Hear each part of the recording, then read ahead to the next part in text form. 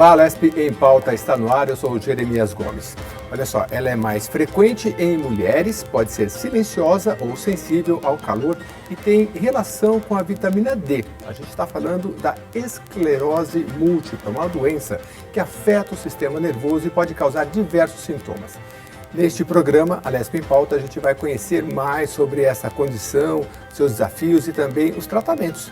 Nossos convidados são a doutora Sumaia Afife, ela é porta-voz da ABEM, Associação Brasileira de Esclerose Múltipla. Também aqui no estúdio com a gente, o doutor Renato Chaves, neurocirurgião, a quem eu já passo a palavra aqui. Seja bem-vindo, viu, doutor? Obrigado.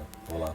Doutor, vamos começar aí pela definição. Eu estava lendo sobre a esclerose múltipla e achei interessante porque, apesar de ser considerada rara, ela tem um impacto social muito grande, né? O senhor me falava, inclusive, que ela afeta mulheres na fertilidade. O senhor pode definir para a gente a esclerose múltipla? Na verdade, a esclerose múltipla é considerada uma doença rara, ao passo que aqui no Brasil ela afeta de 18 a 20 pacientes a cada 100 mil habitantes. Tá? Se você for pensar estatisticamente é baixo, mas isso faz com que no Brasil tenha de 35 a 40 mil pessoas com esclerose múltipla. E o impacto dela se dá porque cada 3 mulheres, eu tenho 3 mulheres para cada homem afetado. E essas mulheres geralmente estão na segunda ou terceira década de vida. O que acontece? É a década produtiva da mulher. Sim. É quando ela vai ter filho, é quando ela mais trabalha, é numa população economicamente ativa. Então, esses pacientes geralmente têm o diagnóstico bem tardio, porque você tem um fator de confusão muito grande, então você pensa em N doenças antes de pensar na esclerose múltipla. Tá? Agora ela tem sido feito o diagnóstico mais precoce, mas por avanço nos diagnósticos de imagem, a gente tem um acesso um pouco mais fácil a alguns métodos laboratoriais que antes eram mais caros. Tá? E o problema hoje é muito mais o tratamento, o acesso ao tratamento. Com relação ao SUS, não só o acesso ao tratamento, como o diagnóstico é mais dificultoso, porque você não tem consulta frequente ao neurologista. Então, não tendo consulta frequente e no número ideal, você acaba não sabendo o diagnóstico. O diagnóstico se perfaz por anos, com alguns surtos, porque a doença ela pode ser silenciosa, tá? Ela pode ser primariamente progressiva, ou na forma mais característica dela, ela ocorre em surtos. Só que quando você tem o surto, você passa no médico após o surto e não tem mais nada. Então é capaz de você até deixar de fazer o diagnóstico por pensar que se curou. Pois é, você já falou aí dos sintomas, né? Porque sempre que a gente fala aqui sobre medicina e a gente fala sobre algum tipo de doença, pelos sintomas, eu queria até que o senhor relatasse um pouco de quais são, mas é difícil chegar ao diagnóstico só pelos sintomas. Tem que ter os exames, tem que ter uma análise aprofundada, né, doutor? Sim, na verdade o diagnóstico da doença ele é clínico. Tá? Por mais que se faça necessários exames, o diagnóstico é clínico. Mas ele é clínico muito mais para excluir outras causas do que realmente para abordar e fincar o pé sendo esclerose. A esclerose, o importante de se dizer é que ela tem que ter uma disseminação no tempo, uma disseminação no espaço e uma atividade inflamatória. Eu tenho esses 3 critérios, que eles foram modificados em 2017. Então, os critérios de McDonald eles foram modificados em 2017, porque antes era um pouco mais rígido o diagnóstico. Agora eu tenho que fazer o pensamento desse quebra-cabeça com esses três diagnósticos. Então, vamos lá. O diagnóstico no tempo. Eu tenho que ter algum surto, e o surto geralmente é frustro, é coisa pouca. Eu tive uma alteração de sensibilidade em um dos braços. Ou então eu tive uma neurite óptica, quer dizer, o meu olho, eu perdi um pouco a acuidade visual e quando eu olho para um dos lados ou para os 2 lados, eu tenho uma dor. Então isso é uma neurite óptica. Ou então eu tenho uma mielite transversa, eu tenho um quadro de fraqueza que eu não consigo explicar. Tá? Eu vou fazer, esse é um diagnóstico espacial. Tá? Esse diagnóstico espacial eu estou fazendo um diagnóstico ou na medula ou no cérebro. O diagnóstico temporal eu tenho que ter mais de 2 lesões, então eu tenho que ter lesões que elas têm um surto, ela passa um tempo sem ter surto algum, e aí ela tem um novo surto. Não que a doença ela esteja em ação em poucos momentos, ela está em ação o tempo todo. O tempo todo eu tenho inflamação. Só que em alguns momentos eu consigo vê-la. Ela se torna clinicamente visível. Quando essa clínica é visível, eu falo que é surto. E eu tenho que demonstrar também que você tem uma atividade inflamatória. Essa atividade inflamatória eu mostro por uma pesquisa de banda oligoclonal no líquor, um potencial de evocado visual, uma tomografia ótica, tá? Então esses exames eles fazem com que eu pense com uma segurança um pouco maior que existe realmente uma inflamação. Para entender a doença, eu preciso entender como ela se forma. E como ela se forma? O timo é um local onde a gente tem todas as células T saindo do timo e eles atacam tudo, desde o que não é próprio nosso e do que é propriamente nosso também, nossas células. Só que durante a infância, quando a gente nasce, teoricamente o timo ele para de nos atacar. O senhor diz o O timo. Timo. É um órgão, o timo. Certo. Esquece o órgão, vamos pensar que eu tenho uma doença que é autoimune. Certo. Eu tenho uma autoimunidade. Então eu me ataco. Certo. Eu estou me atacando por diversos tipos de soldados. Tanto uma imunidade que ela é chamada de humoral, quanto uma imunidade que é chamada de celular. Esse ataque, ele é perpetrado pela parte periférica, ele passa pela barreira hematoencefálica e ele começa a atacar a bainha de mielina. Ele começa a atacar o axônio, de tal forma que o axônio ele perde a função, ele faz com que o neurônio não funcione. Só um adendo, doutor. Geralmente, quando popularmente as pessoas falam dessa doença, remete a um fio desencapado. Qual é essa analogia? É exatamente essa. Se você pensar no neurônio como o fio seria o nervo? É o nervo. O axônio, não né? o nervo, que é a porque o perninha nervo... do nervo. Entendi. É o seguinte, eu tenho a cabeça celular, eu tenho o corpo celular, eu tenho a parte do fio, para chegar até o dendrito, que é onde eu vou jogar a acetilcolina, ou seja lá qual o neurotransmissor. Para passar o impulso do corpo celular até o dendrito, é encapado esse fio. Certo. Quando eu desencapo o fio, eu faço com que o neurônio não funcione mais, ele perde a função e ele acaba até morrendo.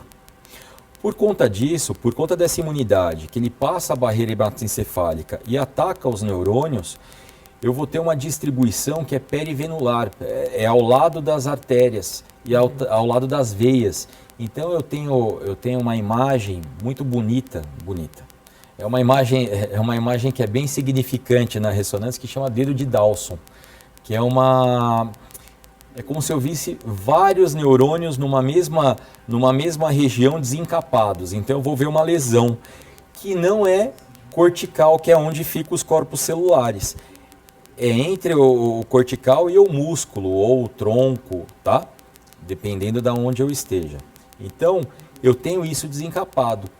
Isso é praticamente patognomônico, quer dizer, é muito significante para o diagnóstico da esclerose múltipla. Que interessante. Deixa eu passar aqui um pouquinho para a doutora Sumaia Afife. A doutora não é médica, é advogada. Doutora, já te entrevistei outras vezes aqui, mas me permita fazer essa pergunta. Como é que você foi para a ABEM? Você vai explicar para a gente o que é a ABEM? A doutora até em off dizia que encaminha as pessoas para a ABEM, porque ela tem ali um time muito interessante, a gente vai esmiuçar aqui, mas eu achei interessante, porque você é da área do direito e eu falei, tem algum familiar? Ela falou, não tenho nada, né? Conta a sua introdução aí, porque já se vão 2 décadas ali de atividade. 20 anos já que eu estou na ABEM, e hoje eu respondo pela área de Relações Governamentais e Advocacy da ABEM. Certo. E eu comecei há 20 anos quando as respostas eram todas não, né? Eu me apaixonei pelo terceiro setor, eu cheguei, como eu te contei, né, uma moça me abordou e falou, você é advogado? Eu trabalho numa ONG que precisa de um advogado. E Não dei muita atenção, depois eu fui conhecer, me apaixonei. E no momento onde a gente não tinha uma política pública, a gente tinha uma doença de adultos jovens, que não tinha medicamento, que não tinha diagnóstico, que não tinha nenhum tipo de benefício, nem previdenciário, nem assistencial, e que era um limbo, né? Que a gente não tinha os medicamentos como hoje a gente tem nos protocolos do SUS, e que essas pessoas precisavam ser assistidas de alguma forma.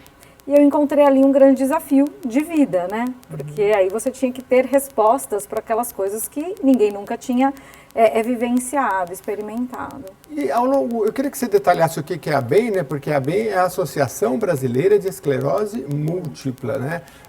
Se você já está há 20 anos, ela existe há mais de 20 anos, né? O que é a ABEM? Quem tem esclerose ou conhece alguém, como é que pode se aproximar e conhecer o trabalho? A ABEM é aquilo que a gente chama vulgarmente por ONG, né? É uma organização social, existe há 39 anos, né? A gente completou agora, no dia 17 de julho, e nós trabalhamos o biopsicossocial. O que é isso? Na parte do bio, a gente atende toda a reabilitação, então hoje a gente tem um time de neuroreabilitação com fisioterapeutas, com neuropsicólogos, com psicólogos, com fonoaudiólogos, nutricionistas, onde a gente vai propor para essas pessoas uma melhora na qualidade de vida através da neuroreabilitação.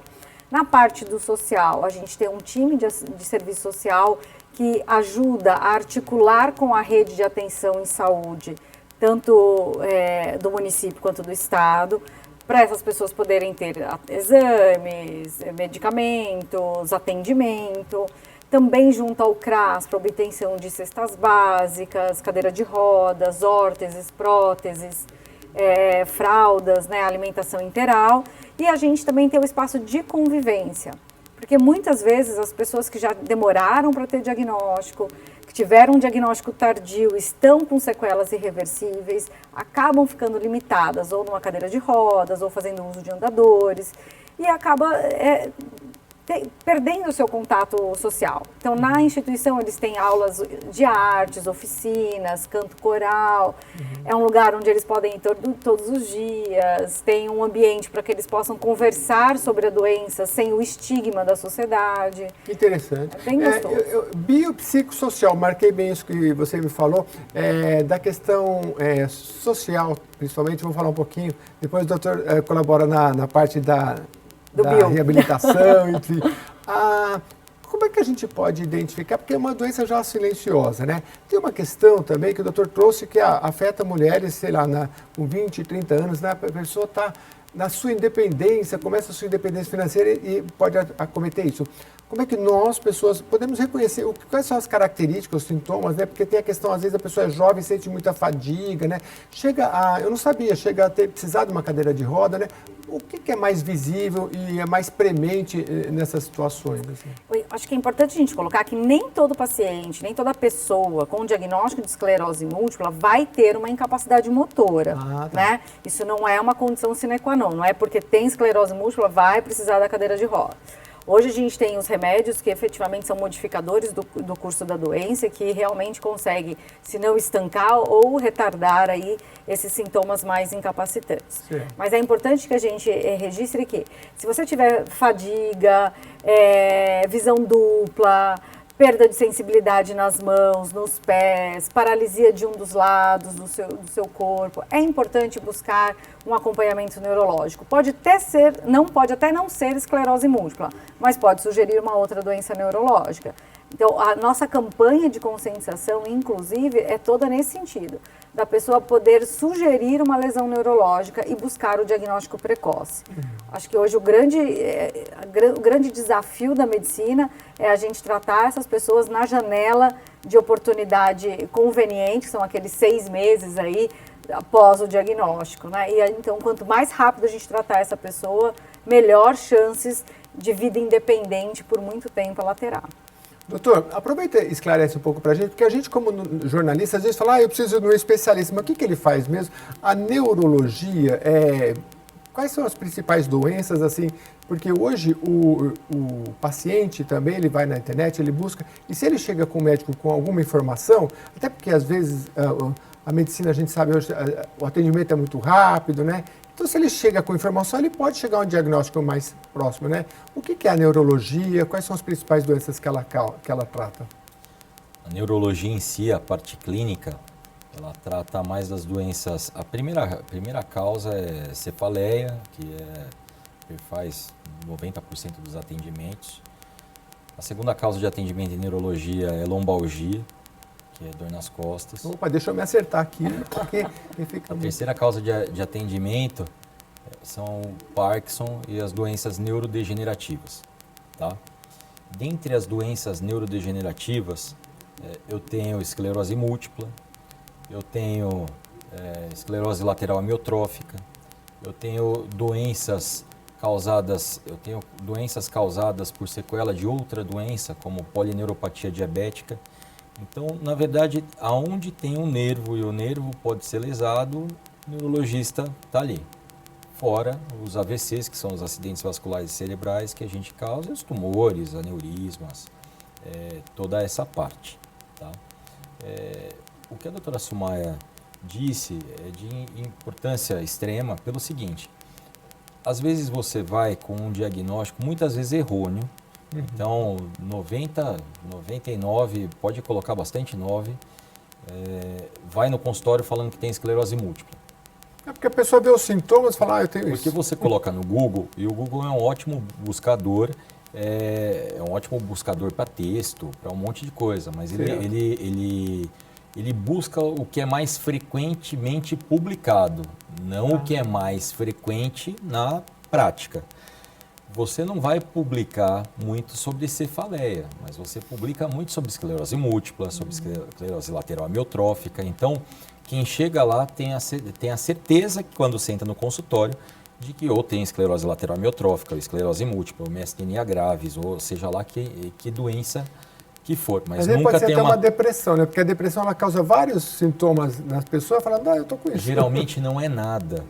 Geralmente não é nada, porque quando você faz uma ressonância e a ressonância vem microangiopatia, a microangiopatia é uma lesão que pode vir a ser inflamatória, que pode vir a ser com algumas características, esses dedos de Dawson, mas ele não vai falar isso. E aí já coloca direto como esclerose múltipla e já chega chorando.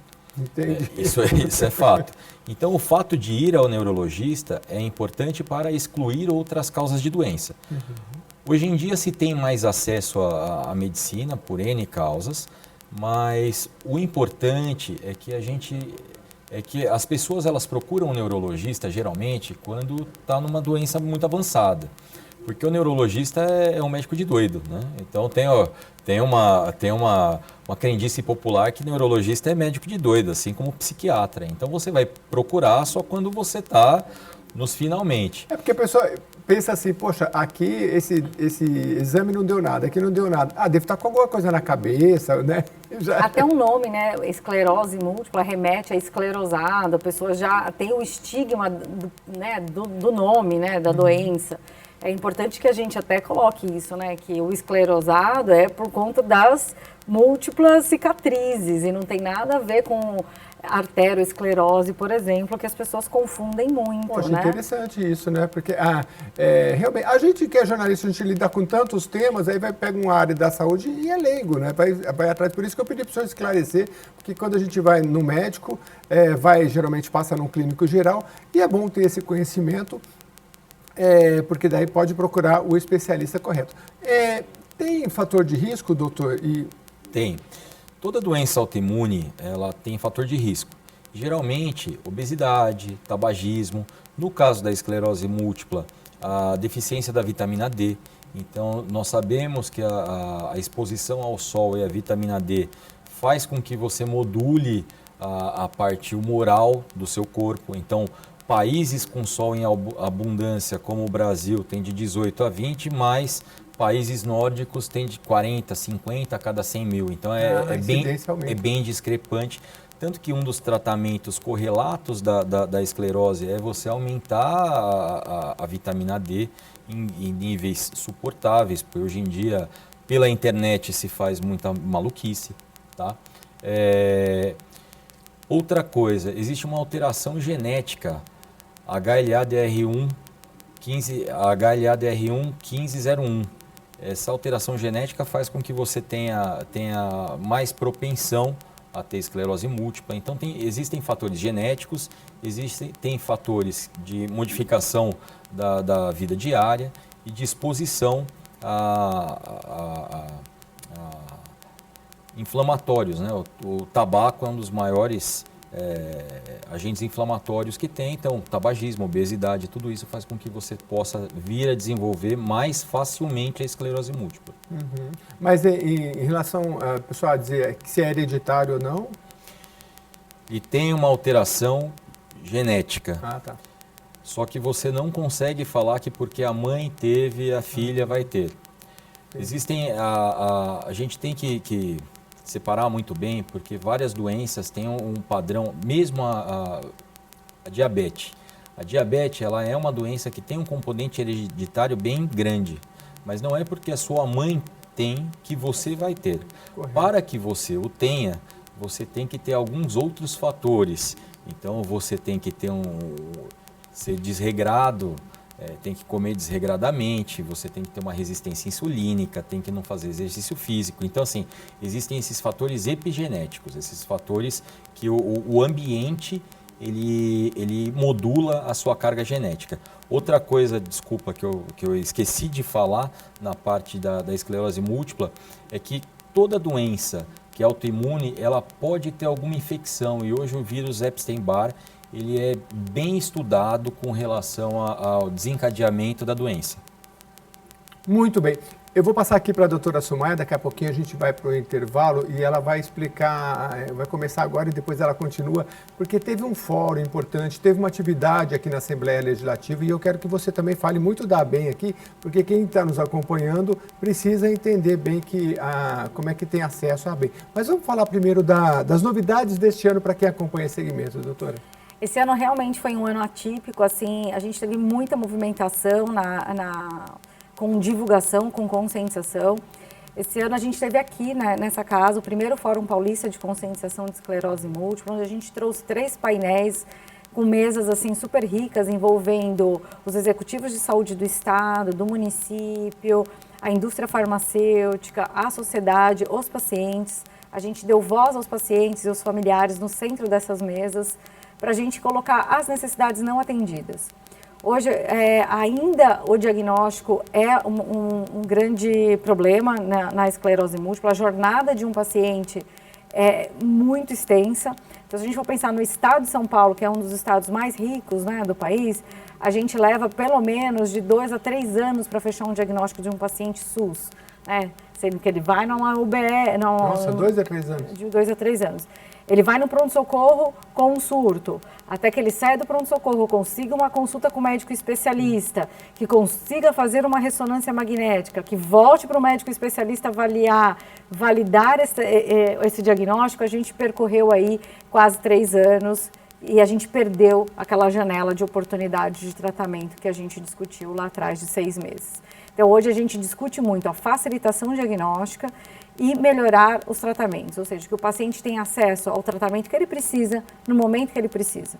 Hoje a gente ainda tem um protocolo em linhas de tratamento, ou seja, a gente estava até conversando nos bastidores, um paciente ele precisa ter falha terapêutica de um medicamento de primeira linha, para então ele ir para um medicamento de segunda linha, fazendo com que eu perca também mais um tempo em tratar melhor essas pessoas.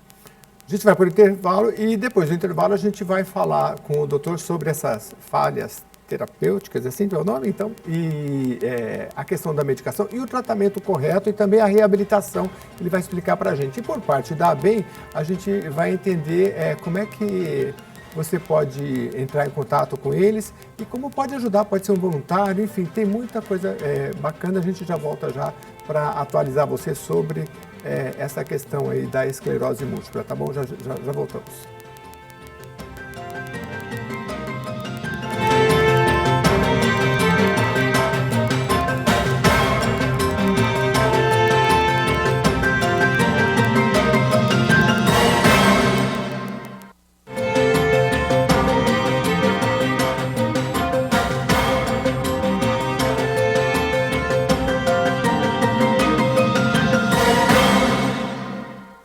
Estamos de volta no Alesp em Pauta, falando de esclerose múltipla, uma doença que atinge no estado de São Paulo cerca de 4 mil pessoas, no Brasil cerca de 40 mil pessoas. Aqui na Assembleia Legislativa de São Paulo tem várias iniciativas sobre o tema. Um delas é leis e projetos, né? É a Lei 16.277, ela é de 2016 e ela instituiu a Semana Estadual de Conscientização sobre a Esclerose Múltipla. Temos também o projeto de lei, o 754/2021, está tramitando, propõe isenção do imposto ICMS sobre medicamentos. E também tem o projeto 11.3/2015, que trata da isenção aí da tarifa em meios de transporte públicos. Eu vou voltar aqui com a nossa convidada, a doutora Sumaia, que é da ABEM.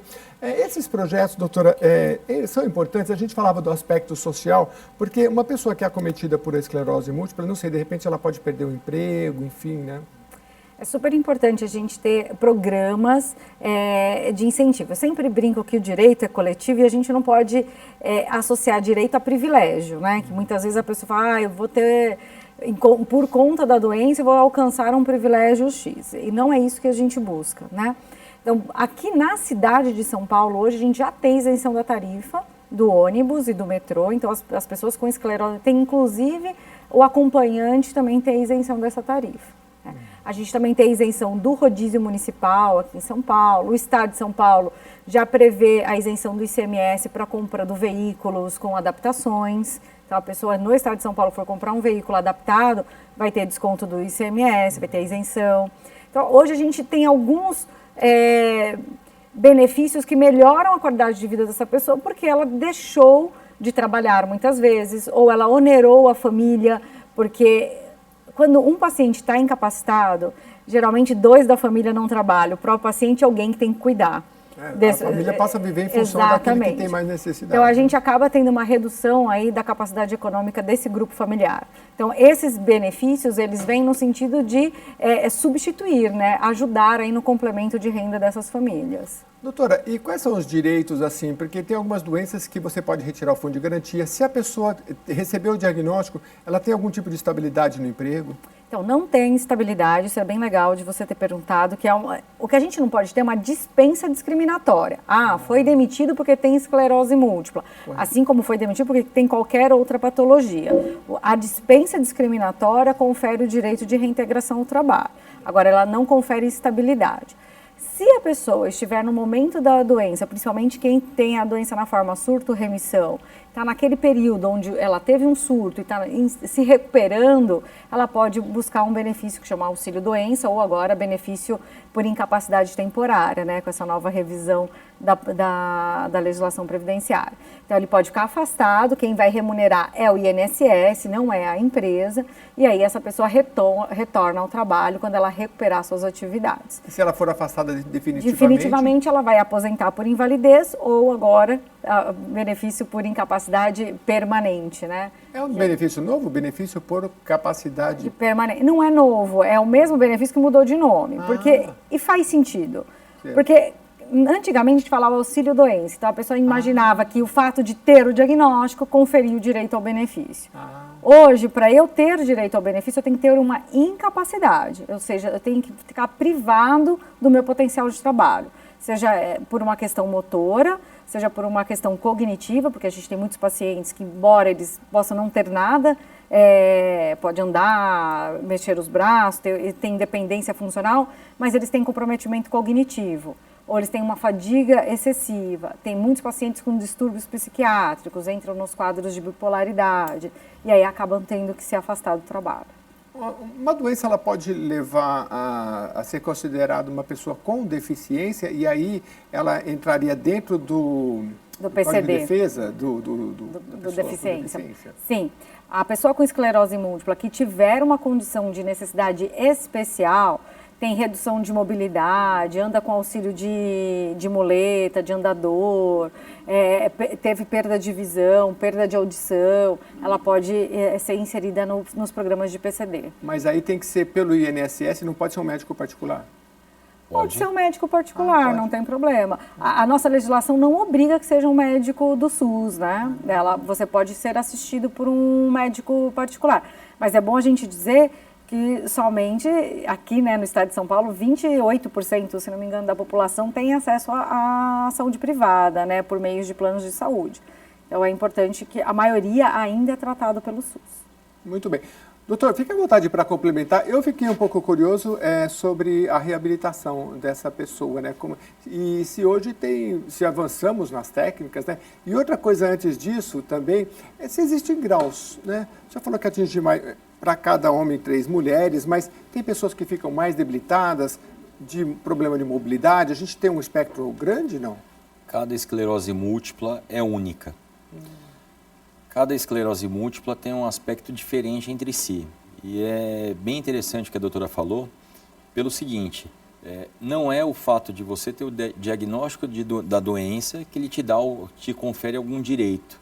Então não é por você ter esclerose múltipla que você já é considerado PCD, porque você pode ter esclerose múltipla e só déficit sensitivo, que não vai alterar em nada a sua vida. E você não é considerado PCD e você não vai entrar em isenção. Tá? É interessante frisar isso. Com relação a cada esclerose múltipla, cerca de 85% das escleroses são surto-remissão. Então você tem um surto e logo após... É como se tivesse um pequeno derrame, tá? Grosso modo. É como se tivesse um pequeno derrame, passasse um tempo e voltasse praticamente ao normal. Mas esse surto é o quê? É um derrame, é uma crise. Uma crise da esclerose múltipla. Só que uma crise no sistema nervoso central é uma perda de função. Essa perda de função, grosseiramente, é vista como um AVC. Mas se for no olho é no olho, se for no braço é no braço? Sim, eu tenho um pequeno derrame que afeta o olho. Eu tenho um pequeno derrame que afeta um braço. Ou então eu posso ficar paralisado do hemicorpo inteiro, do lado direito, como se fosse realmente um derrame. Só que não é. Depois eu vou fazer a ressonância e depois volta, porque você tem uma grande inflamação primeiro e essa inflamação ela passa. Quando ela passa, você restabelece a função. É claro que o neurônio que morreu, morreu. Né? O axônio que morreu não funciona mais. Agora, os outros tomam a função. O interessante dessa doença é que você vê por surtos a doença, mas não quer dizer que ela, em segundo plano, não esteja agindo. E é por isso que as pessoas mais jovens, elas conseguem ter uma quantidade de neurônio maior e tendo uma quantidade de neurônio maior, sentem menos a doença. Mas você vai perceber, depois de 10, 20, 30 anos de doença, que aqueles surtos sim deixaram sequelas. E aí você vai começar a ficar comprometido, mas pelo surto que você já teve. Porque o neurônio ele vai continuar morrendo durante o tempo. Entendeu? Então, assim... Se por um aspecto eu tenho vários surtos que me façam fazer o diagnóstico, então o surto me leva a pensar no diagnóstico da doença, por outro aspecto, a medicação faz com que eu melhore a qualidade de vida da pessoa, porque essa parte em segundo plano que eu não vejo, isso que eu vou alterar. E aí que eu entro com as diversas medicações, porque a medicação ela tenta diminuir a inflamação e diminuir aquela inflamação crônica.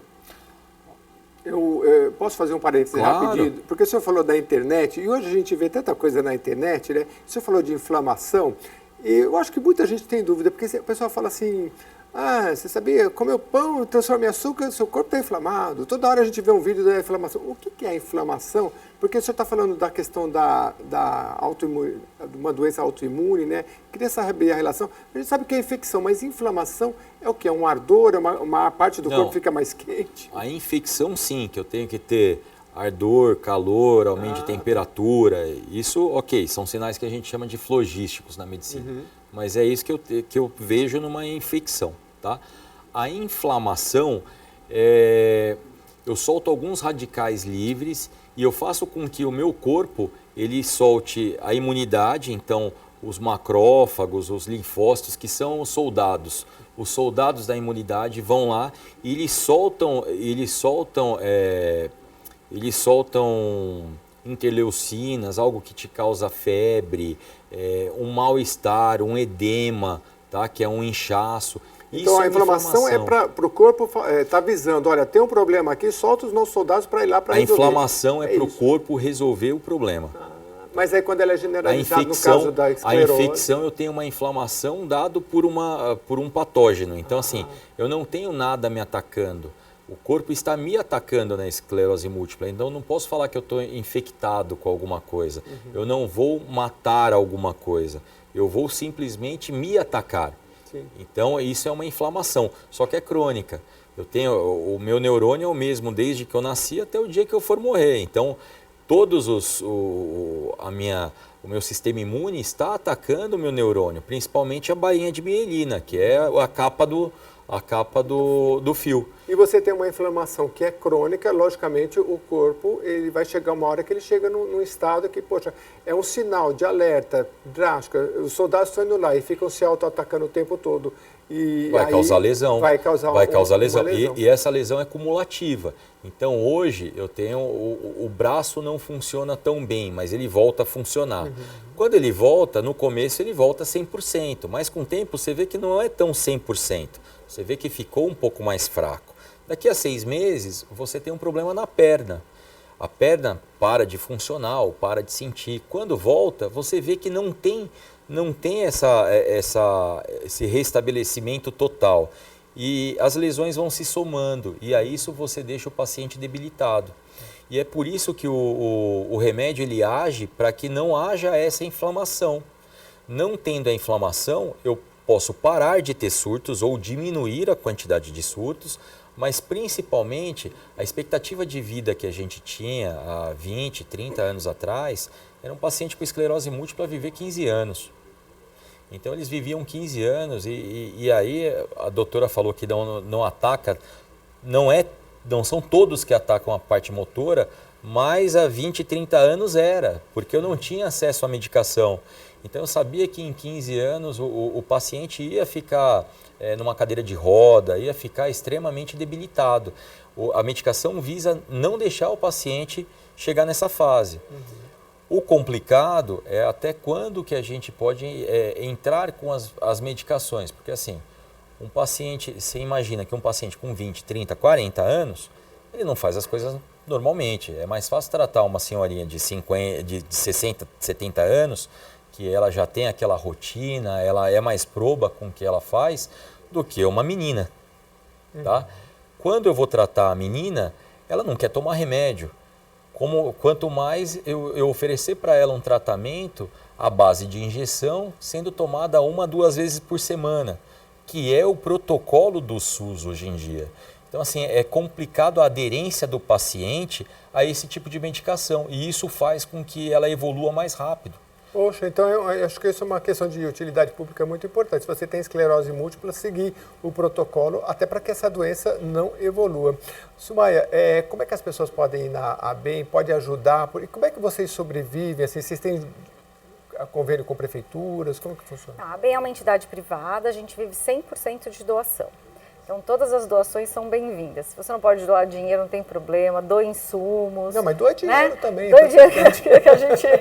Mas podem... Porque às vezes as pessoas falam, vou dar dinheiro, não sei o que eles vão fazer com o dinheiro. Doe insumos. Doe alimentos, doe material de limpeza, que pra gente é super importante. Material de atendimento, que a gente usa muito Aquele do imposto de renda não dá para fazer, é muito específico. Aquele não dá, né? É muito específico, é para crianças e ecologia, né, meio ambiente. Aquele da nota fiscal destinado. Paulista dá? Também não tem mais, serve né? mais, não tem mais. Então, a gente se beneficiou de um período. Vocês terem uma ideia, só ela está há 20 anos, começou como voluntária, viu lá atrás que as pessoas não tinham direito nenhum, e muitos dos direitos que as pessoas têm, graças a Sumaia e a sua equipe, porque ela foi lutando, veio aqui na Assembleia, ela sempre liga para a gente, vou falar um pouquinho, né? E é muito bem-vinda, porque a LESP tem aqui, por exemplo, congressos de doenças raras, né? E é papel nosso aqui, papel da TV Pública, trazer esse tema recorrentemente. Então, assim, vocês estão aqui perto da gente, porque bem a gente está perto de Ibirapuera. A gente está na Avenida Indianópolis, no número 2752, mas as pessoas podem entrar em contato com a gente em qualquer rede social. A gente está no Instagram, no YouTube tem um canal super informativo, no Facebook é a ABEM, com M de Maria no final, né? Associação Brasileira de Esclerose Múltipla. A gente tem um telefone fixo para quem ainda quiser ligar, que é 5587-6050. 5587-6050. 6050. 6050. É só entrar no site, a IABEM tá tudo lá. iabem.org.br, ou ainda, quem quiser também, né, pode chamar nos directs do Instagram, que a gente responde todo mundo. Vocês não têm um atendimento de pessoas que vão lá? Como que é o... Temos. Porque são muitas frentes de trabalho de vocês. Geralmente, o primeiro a buscar a instituição nem sempre é o paciente, é um familiar. O paciente tem aquele estigma, ele não quer chegar na instituição e ver um paciente numa cadeira de roda, que ele acha que é a progressão dele. Então, quem procura geralmente é um familiar, um amigo, vai conhecer, sente o território para depois chamar o paciente para ir nos conhecer. A instituição ela tem uma equipe de acolhimento que é realizada por assistentes sociais, que vai contar como que nós, enquanto instituição, podemos acolher não só ele, mas também a família, como que a gente pode orientar esse paciente, o que ele pode ter de benefícios, a gente encaminha esses pacientes também. Então, hoje, a associação tem um serviço bastante completo. Na neuroreabilitação, esse paciente que não tem acesso à neuroreabilitação em locais privados, ele pode se beneficiar lá na instituição. Obviamente, existe uma fila de espera, é uma instituição, né? A gente não tem... aliás, a gente é pequeno para o tamanho que precisaria ser e o volume de demanda que a gente tem. Você quer dizer que se houvesse mais... parcerias, mais ajuda financeira, poderia atender mais gente. A gente poderia atender melhor essas pessoas. Vocês atendem só a capital paulista? Ou não, a gente atende o Brasil inteiro. O Brasil todo? Todo o Brasil. Hoje, com os teleatendimentos, a gente atende o Brasil inteiro. A gente capacita equipes de fora de São Paulo. Então, muitas vezes, ou a gente vai e faz a capacitação no local, ou eles vêm para cá e recebem as capacitações aqui e depois levam esses ensinamentos. O doutor sabe, né, na Faculdade de Medicina, talvez você tenha tido uma aula de esclerose múltipla, ou nenhuma. Na faculdade, então, é engraçado, porque na faculdade em si, praticamente não se vê doença rara. E é correto, não é errado. Você tem que ser formado para ver a maioria das doenças. Aonde você vai se deparar é na residência. Aí o que a gente tem no SUS? O problema é que para você passar num especialista, você tem que passar primeiro num clínico. E o clínico não tem conhecimento. Ele não erra por má fé, erra por despreparo. Então, assim, hoje não me sinto à vontade de tratar doença de urologia. Não é a minha área. Faz mais de 20 anos que não trato. Assim, o interessante é que encaminhe-se mais. O SUS ele é baseado em tratar desigualmente os desiguais.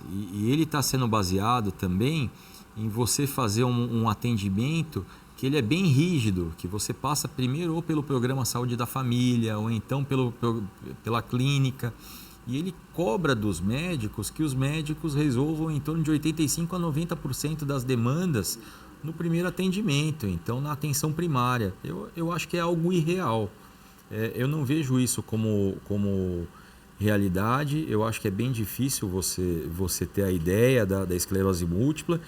E é por isso que você tem um tempo tão demorado entre o primeiro surto, né, e o diagnóstico. Porque até você chegar num AMA da vida, uma especialidade, né? Gente tem aqui, desculpa, Jeremias, a gente tem aqui no estado de São Paulo um programa com acesso aqui, que a gente fez uma capacitação para a atenção primária. Então, a gente gravou várias videoaulas explicando sobre a esclerose múltipla.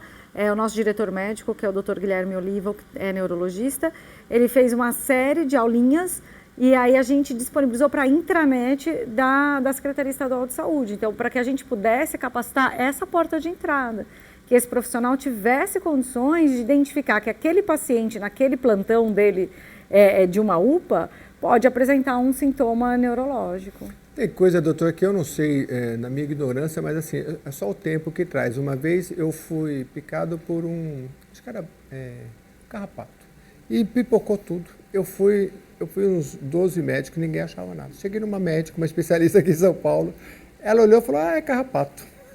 E ela já tinha uns 30 anos de estrada, né? Como é que a senhora sabe? É essa pintinha, mas tem 200. É essa, toma isso. Então, assim, é difícil para o médico às vezes está começando e saber de uma infinidade de coisas, é difícil. Tem que capacitar, a tecnologia está aí, acho que para ajudar a gente. Esse dia eu vi uma reportagem interessante de como a inteligência artificial, no tempo da pandemia, analisa milhares ou milhões de raio-x, né? Então ela tem a capacidade de identificar no caso da Covid, né? E são tecnologias que vão ajudando. Agora, essa capacidade que ela colocou, essa capacitação é muito importante. Mas realmente é difícil para o médico, através dos sintomas, no primeiro momento, falar, é esclerose múltipla. Mesmo um especialista é difícil. Então, assim, quando você tem alteração motora, é mais fácil. Então, quando a doença é muito florida, é fácil fazer o diagnóstico. Agora, aí o paciente que passa num pronto-socorro à noite, que parou de ter a sensibilidade no braço por um período que dura 24, 48 horas e volta a ter a sensibilidade, eu acho que 90% desses pacientes são tidos como ansiosos. Entendi. Ou com tontura, né? Que vai para labirintite. Que vai com tontura. A gente tem só um minutinho para terminar, então, começando aqui pelo doutor. Aliás, deixa eu mostrar rapidinho aqui, olha, você já ouviu falar sobre esclerose múltipla, está muito bem explicado, então você entra aí no Google, coloca ABEM que você vai estar lá, ó. Mas está aqui, deixa eu mostrar para vocês aqui, ó, esclerose múltipla, mostrar aberto, que daí depois ele fecha. ABEM, para vocês verem, gente, é muito organizada, tem todas essas frentes de trabalho, com vários profissionais e muitos voluntários. Deixa eu voltar aqui tem os números explicando direitinho, isso aqui é uma divulgação que eles fazem. Eles fizeram um evento aqui na Assembleia Legislativa de São Paulo que trouxe diversos profissionais e especialistas para explicar para a população. Tem essa conquista aí do dia 30 de agosto, a gente está gravando isso no final de agosto, então todo ano tem também. Enfim, doutor, por favor, então, para a família, para quem que acha que está com esse diagnóstico ou que já recebeu o diagnóstico, né? Está nesse começo assim um pouco ansioso, quais as palavras finais, por favor? Eu acho que busque o profissional médico, o neurocirurgião, o neurologista ou alguém especializado em esclerose múltipla. A única coisa que faz a gente não ter medo na vida é o conhecimento. Sim. Eu acho que a busca do conhecimento tem que ser incessante. Eu acho também que muito importante a característica da ABEM, da informação, é uma fonte fidedigna de informação, então não é achismo. E você vai ver como que é a progressão da doença e a importância do tratamento médico. Eu acho que tendo em vista que a doença é rara, mas existe um tratamento e que o tratamento modifica o final da sua doença, eu acho que é muito importante. Então, busque o profissional, um diagnóstico correto. Se for esclerose múltipla, ok, trate-a. Mas se não for, que bom, trate a outra doença a qual você tem. Então, eu acho que fica a dica de procurar e não protelar um diagnóstico que é importante.